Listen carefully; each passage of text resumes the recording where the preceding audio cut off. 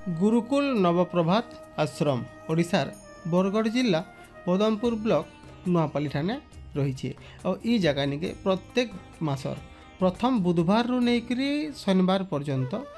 हरिद्वार रु वैद्यराज सुभाष नायक आसुचन रोगी मान के आयुर्वेद विषय रे बुझौछन आयुर्वेद औषध दौछन जद्वारा कि अनेक असाध्य रोग भल हेबार नजिर रही आपण मैंने भी थे वीडियो के देखुन आगरू भी अनेक थर आमे आपण मान के अवगत करैछुं आयुर्वेद चमत्कार विषय रे एज ठानु मूल हो जाइए वैद्यराजंकर रोगी सेवा आपण मैंने भी जदि